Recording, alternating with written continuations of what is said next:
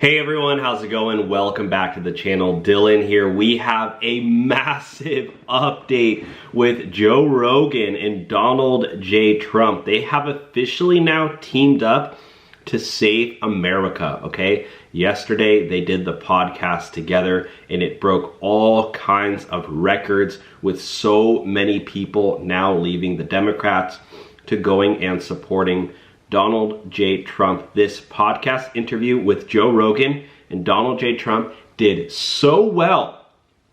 It is blowing people away. Over 20 million, it's almost averaging 1 million views per hour. It's around 24 million views within the first 24 hours, which is absolutely insane. And that's just on YouTube alone, all right? That's not counting Spotify, which is actually its main platform. TikTok, Instagram, Facebook, YouTube Shorts, Snapchat, it's being shared all across the internet. It's breaking the internet. Now, Joe Rogan actually just released a follow-up video talking about his thoughts on the podcast, which I want to react to with you guys together, and then play some of my favorite parts of the video. And then Donald J. Trump also did a follow-up and talked about his interview on the Rogan show. So we're going to tune into that. But before we do, we're going to read the Bible and pray because God comes first. Amen. Comment amen down below if you believe God comes first. Today's Bible reading is John 3:16, my favorite Bible verse. For God so loved the world that he gave his one and only Son, that whoever believes in him shall not perish, but have eternal life. Amen. Comment amen down below, my brothers and sisters. And now, let's bring on Joe Rogan. All right, so here's Joe Rogan talking about his thoughts on the podcast and if Kamala Harris will be on. Joe Rogan, he's a hard worker too. I think he relates to Trump because they both work super hard and they both earned their success on their own accord. Let's tune in. The Joe Rogan experience. When I first got to Spotify, I was willing to do it for two reasons. One, because it was a ton of money, and two, because I wanted to be like 10% less famous. Yeah. I was like, wouldn't it be nice? Boy, did that Because people were like, oh, you're going to go into obscurity. I'm like, great. Yeah. You'll be like Howard Stern. No one's going to... I was like, perfect. Yeah. Perfect. Give me the money. Yeah. I got other interests, man. Yeah, give me the loot. Were you at all nervous for Trump? I was definitely hyped up. I was excited. Because I wanted to... There's a lot of questions I need to answer. Did you feel pressure? No. No, not pressure. Pressure meaning like make sure you cover everything you want to cover. No. Just like I knew what was important. Did you not prepare for necessarily? Yeah. Did you ask him why he was so pro-vaccine? No, I didn't. But I also wanted to be rigid because there was a moment when he brought up the polio vaccine. I was like, oh, I don't want to correct him. I don't want to show like when have you ever seen the chart of when polio actually dropped off when the vaccine was introduced? I referenced it at the very end. It's all bullshit. So this is actually a pretty cool episode. So Joe Rogan, typically what he does is he reacts to the UFC fights with his best friends. They watch the UFC together, the ones that Joe Rogan does not go to. Joe Rogan does not attend the UFC fights that happen out of the United States, and tonight's UFC match is going on in Abu Dhabi. That's where Dana White is. So Joe Rogan, what he does is he watches it with his friends and then they talk. So it comes at a perfect timing because it's literally the day after the Trump podcast. That's a rough one. When you look at the actual, like, there's a bunch of them. Measles is another one, and you look at what actually happened. Vaccine talk as a exactly. And I don't want to get involved in a podcast where there's a lot of shit I want to get to. Yeah. I want to know what the fuck is in the JFK files. Did you? That's what we talked about. I didn't see that part because I've seen. He said there's a lot of people that are still alive, and I said, okay, so that's why you wouldn't release it because some of the people that are going to be implicated are still alive. So what that's saying to me is that the government was involved. Everybody knows. But I said that, and he kind of he danced a little. He's real good at you ask him a question, and he starts to answer it, but then he takes you on a totally different route. But you got to bring him back in, but you got to be respectful. So it's like I knew that's the way he does it, but I'm like, I understand what you're doing, sir, but let's get it back to what I was asking you. You did that a couple times. I was like, I want to know what that first fucking day is like, and I don't think I really got that answer out of him. One of the coolest things is that they actually revealed a major bombshell Trump told Joe Rogan that he's trying to get rid of income taxes. This is the first time Trump has ever talked about this, or at least the first time I've ever heard about it. Let's tune in. This is awesome. This country can become rich with the proper use of tariffs. Did you just float out the idea of getting rid of income taxes and replacing it with tariffs? Well, okay. Were you serious about that? Yeah, sure, but why not? Because ready? Our country was the richest relatively in the 1880s and 1890s. A president who was assassinated named McKinley. He was the tariff king. He spoke beautifully of tariffs. His language was really beautiful. We will not allow the enemy to come in and take our jobs and take our factories and take our workers and take our families unless they pay a big price. And the big price is tariffs. And he'd speak like that, but he was right. And then around in the early 1900s, they switched over stupidly to, frankly, an income tax. And you know why? Because countries were putting a lot of pressure on America. We don't want to pay tariffs. Please don't. So that's actually huge that Trump could actually get rid of income tax. A lot of people on social media were going crazy because they're like, if Trump can get rid of income tax, because all the taxes that, you guys already know, our tax dollars are not being spent well. But he remembers. I think he does. What I'm talking about is like this feeling of now you have to appoint 10,000 people and now you have to figure out how this machine works when you've never governed at all. And they don't show you any of that when you're running for president. It's not like a training program like, hey, Brendan, you might be president, so we're going to show you this is how deals get made. I like what he said about John Bolton. He said, yeah, he's a whack job, but you know what was cool about him? When I went to fucking Iran and I had John Bolton, they all knew he was ready to drop bombs. He's called him a whack job, but he had his purpose. John Bolton, that kind of mindset. The problem with the Trump stuff is just that the people look at the inflammatory things he says, the crazy shit, and they define it by that. But you also have to remember this is a very bizarre combination of an entertainer and a businessman. Mm-hmm. So it's an entertainer that and now politician. It's like Trump was wildly successful before he even got into politics whatsoever. That's what separates Trump from Nancy Pelosi, Chuck Schumer, Joe Biden, Kamala Harris, Mitch McConnell. Trump is totally changing it up, and I think that's why a lot of people don't like Trump. It's like a comedian, man. He says funny shit. He does it all the time. He's always, when he makes fun of Biden. Constantly roasting. He's funny, man. New York. He's very New York. I miss the fact that the nicknames he gives to people, that they have to be funny. Yeah. They're talking crap on Tim Walz, guys. This is great for MAGA. They're absolutely roasting Kamala Harris and Tim Walz. Woo. Funny, he wouldn't use it. Like Tim on Tim. Yeah, but my point is people don't know what to do with that. Yeah. And they want to pretend that all these other people are somehow or another morally better because you don't get to see the real them. I don't buy that. I don't think you should either. I don't think that's how people really are. I think, and when you see over and over and over and over again, the media manipulating things and lying about things to make him seem way worse than he is. Hitler? You should be suspicious. Yes. You should be There's real a reason suspicious. why they're doing that. Exactly. They don't want to lose that job. They're in desperado mode now. Did you have a different perspective after? You don't know him well, right? I don't know him at all. But I literally never had a conversation with him other than "Nice to meet you, sir." And he complimented me. I said, "Thank you. You're really good at this UFC stuff." Yeah, no shit. So awesome. RFK Jr., by the way, shared this clip from the podcast. Let's tune in. First of all, I love this idea of you teaming up with Robert Kennedy. Right. And I love this Make America Healthy Again idea because there are chemicals and ingredients that are in our food that are illegal in other countries because they've been shown to be toxic. There's pesticides and herbicides, and there's a lot of shit that's been sprayed on our food that really is unnecessary.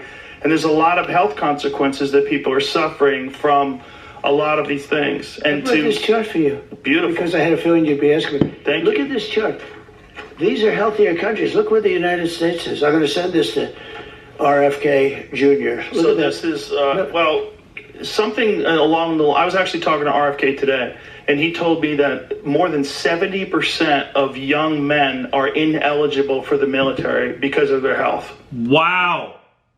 Wow. That's crazy. Crazy. You see it. That's crazy. A lot of it's obesity. So here's the life expectancy versus health expenditure. Same chart. Yeah. Did you see that? USA. Wow, yeah. that's pretty good. Jimmy's the best. He's very good. He's the best. But look at that. Look at the USA. It's not good. And that's our food. That's our diet. That's sedentary lifestyle. That's our diet. That's the chemicals we ingest. That's what that is. But RFK is going to be very, I think he's a great guy. This is absolutely huge. And one of the main reasons Joe Rogan is such a huge Trump fan now is because Joe Rogan has been ride or die RFK Jr. because Joe Rogan cares about his health. It is millions and millions and millions of followers this whole time been listening to Joe Rogan like, RFK Jr. is amazing. Now RFK Jr. is teaming up with Trump. This could not get any better. Huge piece of the puzzle here, guys. I love the fact that you guys teamed up. Yeah. And are you completely committed to have him a part of your administration? Oh, I am. But the only thing I want to be a little careful about with him is the environmental.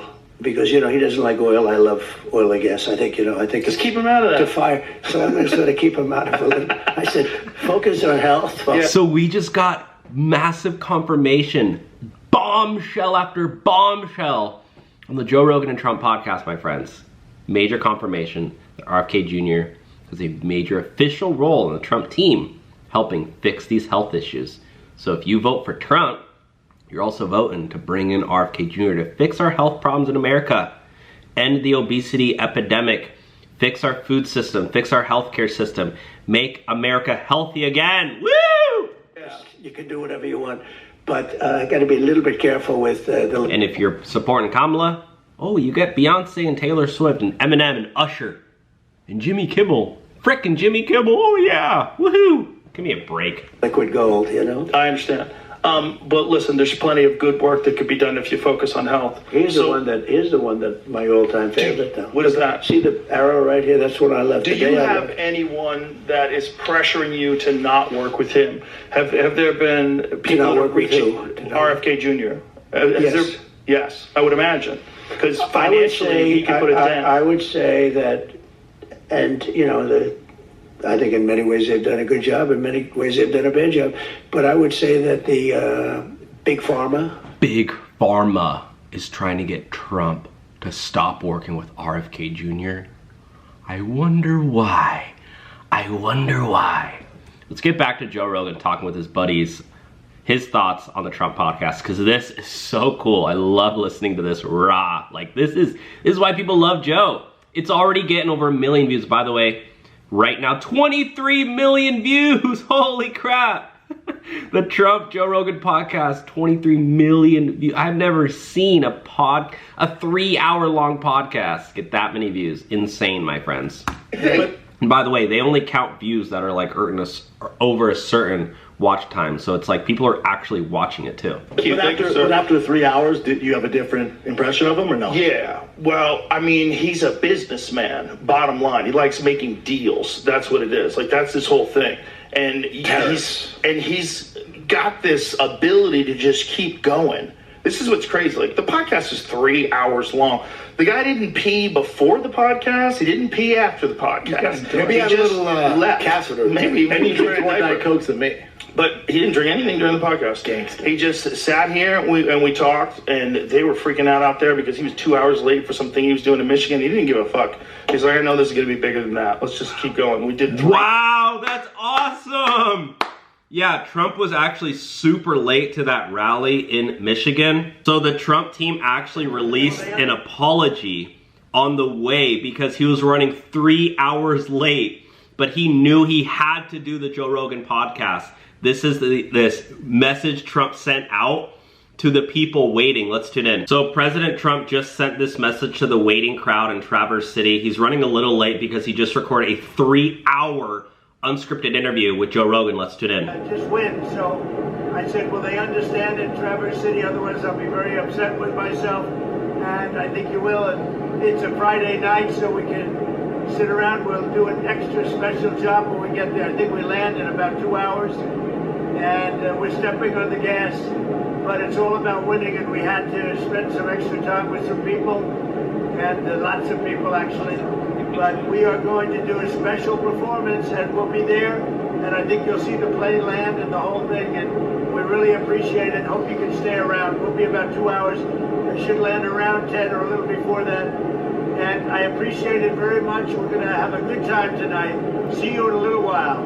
Bye. How cool is that? So Trump literally sent in an apology because he was so late. I love how Joe Rogan is like happy about the interview too. Like that's one thing I personally was like, I really hope Joe Rogan, like after the interview, he talks highly of Trump, because it's twofold, right? To get the interview, but also do a really good job, and then have Joe Rogan continue to talk well about Trump. I mean, the worst thing, and I don't think anybody was expecting this, but the worst possible outcome was Trump go on and it actually be a bad interview. But no, they got along super, super well. I mean, Joe Rogan had an opportunity to interview Trump for years, and he kept refusing it because he didn't want to help Trump. But now that he brought him on, I mean, basic reasoning would tell you that he brought him on because he wants to help him. 3 hours. But and we talked, and they were freaking out there because he was 2 hours late for something he was doing in Michigan. He didn't give a fuck. He's like, I know this is going to be bigger than me. And how crazy is that? He didn't pee before or after a 3 hour. I mean, I don't know about you, but yeah, I go pee within 3 hours. And he didn't even have a sip of water. Trump was on.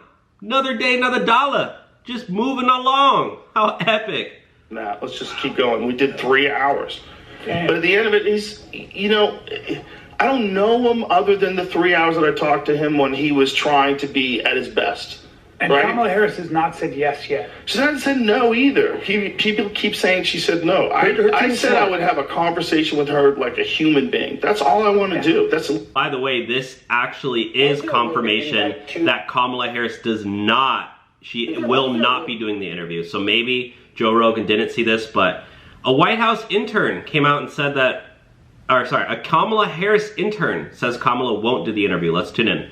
Invite to the vice president that was turned down. Is it something you would consider doing, given the size of that audience, and given that a lot of the folks that Trump seems to be targeting might be listening to that? Well, yeah, I think that the vice president's happy to go anywhere and any place to talk to a broad segment of the country. We talked with Rogan and his team about the podcast. Unfortunately, it isn't going to work out right now because of the scheduling of this period of the campaign. Yeah, because of scheduling of the campaign, Kamala Harris can't go on the biggest podcast of the world. Do you think she can last 3 hours? Trump doesn't think she can last 3 hours. This is actually them talking about Kamala Harris coming on. Let's listen in. Need a free and fair press. One of the things I like about doing a show like this, can you imagine Kamala doing this show? I could imagine her doing the show. I'd be laying on the floor. She was supposed to do it. I mean, laying on the floor is crazy. Trump is so funny. She might still do it, and I hope she does. She's not going to. I will talk to her like a human being. I will try to have a conversation with her. If she did this kind of an interview with you, I hope she does, because it would be a mess. She'd be laying on the floor comatose. You'd be saying, call in the medics. Trump is hilarious, and he's actually making Joe Rogan laugh. By the way, Joe Rogan is a professional comedian. He does Netflix specials, sold out arenas. Trump is making Joe Rogan crack up. That's the epicness that we're witnessing of Trump. Oh, Kamala couldn't come on here. She'd be laying on the floor. Trump's hilarious. I think we'd have a fine conversation. I think I'd be able to talk to her. I wouldn't try to interview her. I'd just try to have a conversation with her and hopefully get to know her as a human being. That was my goal, having her on. Trying to get her to express herself just as I don't know if I don't think these formats are good. I don't think. And you know, it's actually cool, like highly respectable for Joe Rogan to want to actually do an interview with Kamala Harris. He's like, look, I understand. I am the media. Like, I get millions and millions of views. Let's bring her on. And it's such a joke that Kamala Harris's team goes, oh, actually, we can't make it due to a scheduling conflict. It's like, F you, Kamala Harris's team. Go on the Rogan show. What else do you have to do? Oh, Beyonce came and she didn't even do her performance. Freedom! It's like, shut up. What a joke. Let's keep listening. Let's keep tuning in. Let's finish off this clip of Joe's thoughts on the Trump podcast. This is so epic, guys. So epic. So good for MAGA, baby. Literally all I wanted to that's ask Trump I want to for know what is it like to be, I don't even give a fuck about all the stuff she's talked about policies and all these different things. We know her positions. Yeah. Like, who are you?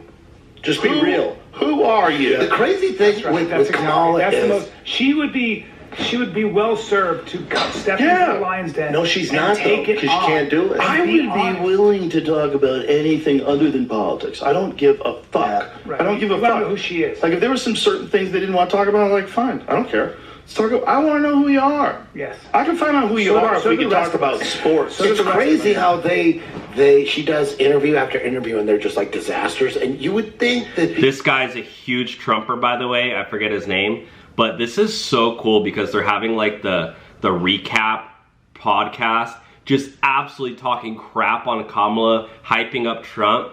Oh my gosh, guys, this is so good. Could not have gone better. Because she would they're study interviews. and This just is the like, thing. They're you know what I mean? interviews. It's a fucked up way to talk that no one's used to doing. Yeah. Here's the way it is.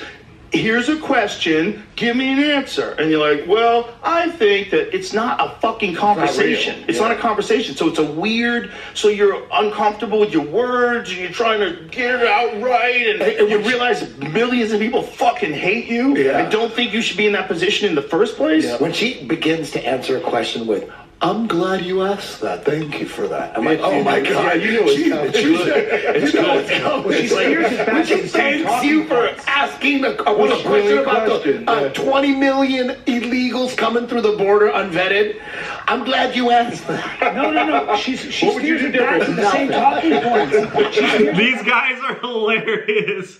Gosh, I would love to be in the room with these guys just talk crap on Kamala. Oh my God, this all this little tiny clip already got 1.5 million views.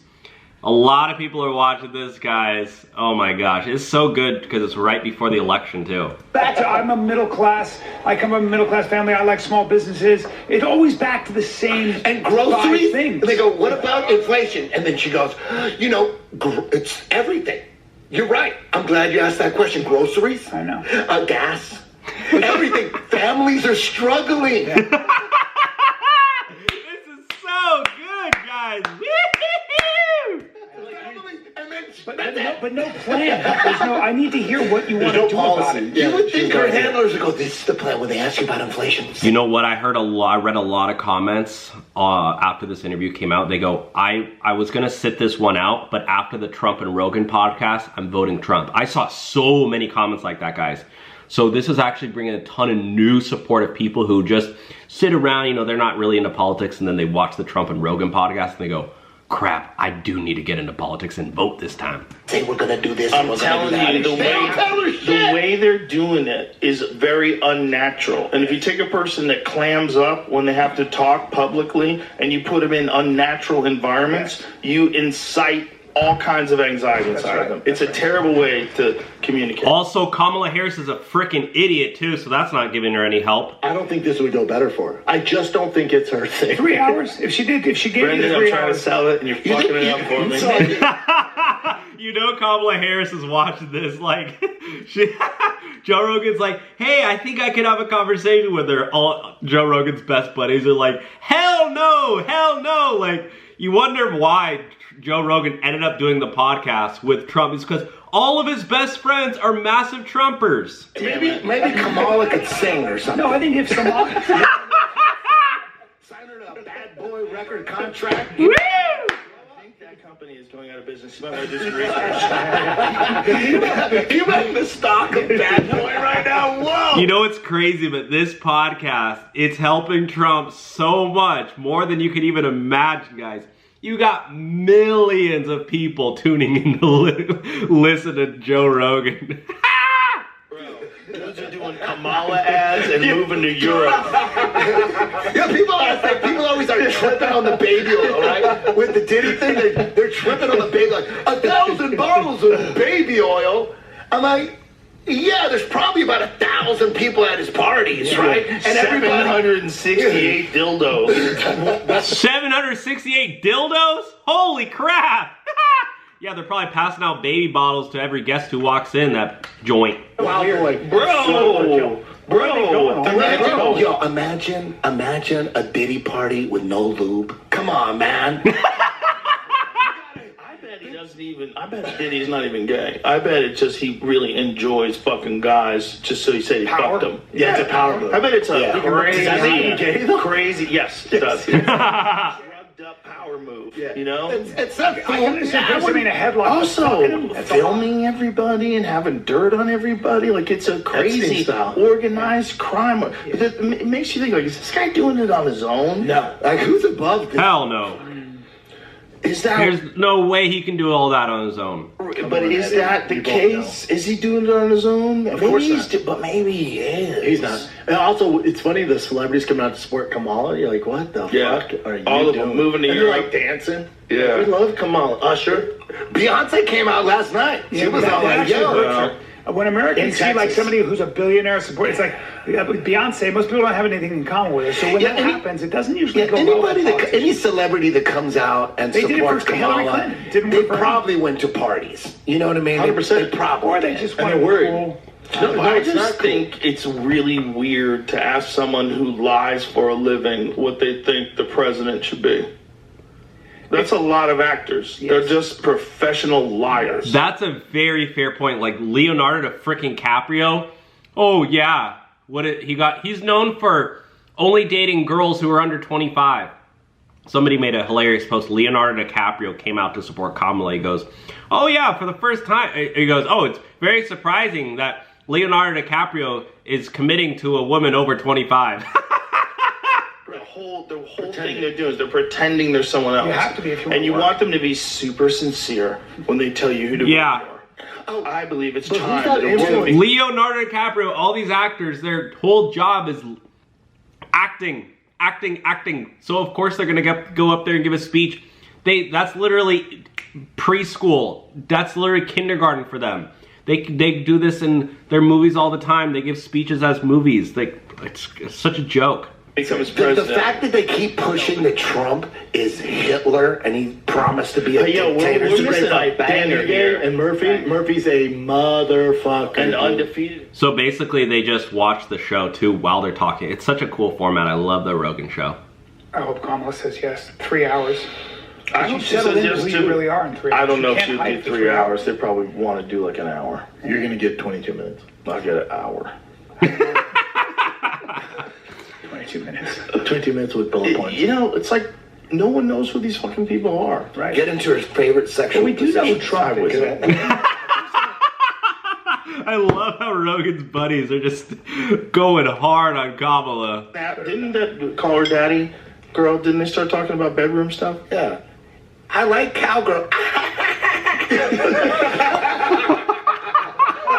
Oh my goodness. I don't drink alcohol, guys, but I got my coffee here. Oh, I feel like I'm in the room with them. This is hilarious. You son of a bitch. But really, reverse cowgirl on New Year's Eve and 4th of July, that's my favorite. Well, she gives good cooking tips. Ever see her get cooking tips? Does she? What does she say? Tells people use beef tallow.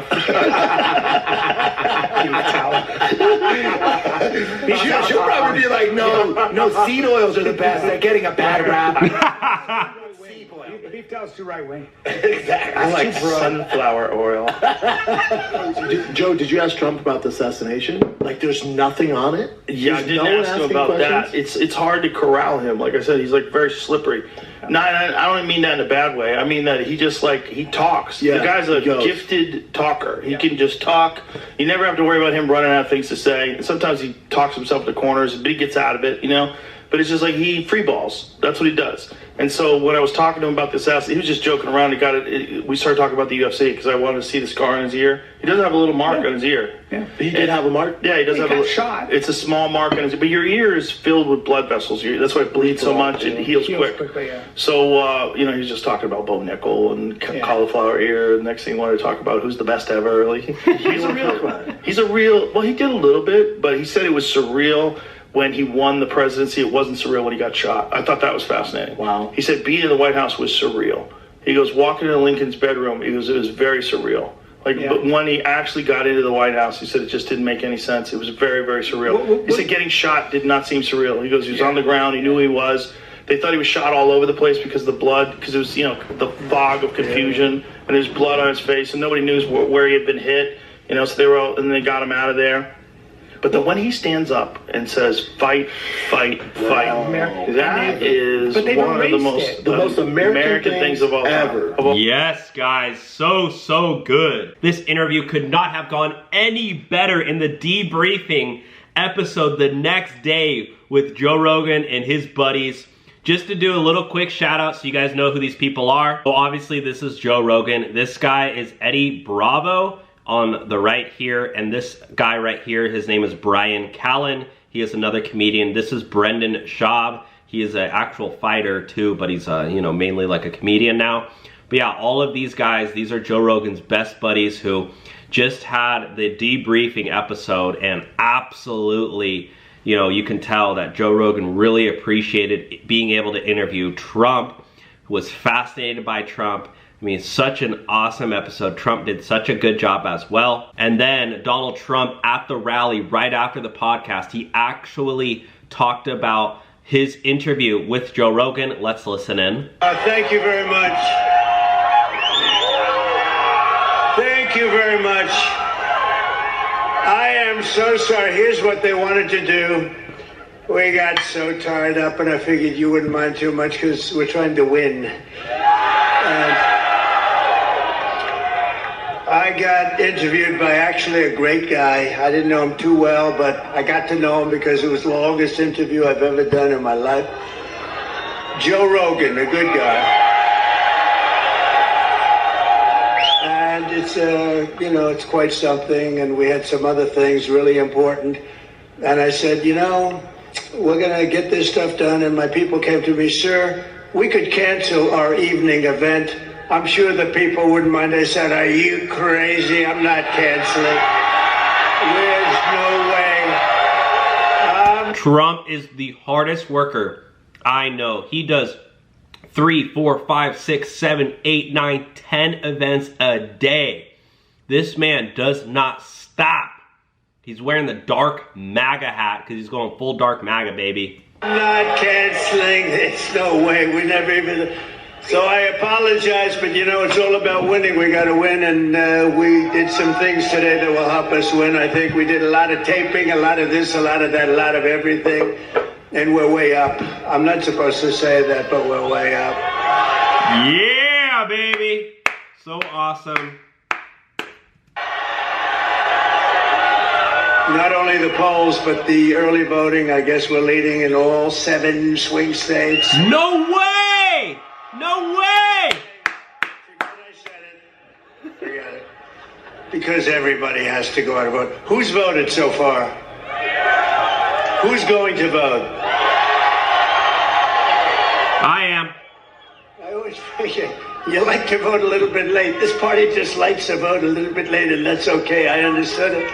I never went crazy over the one or the other, but we're leading actually in places where traditionally the Republicans don't lead. In fact, they can go down 30 and then they catch him at the end, right? But a little scary, a little spooky.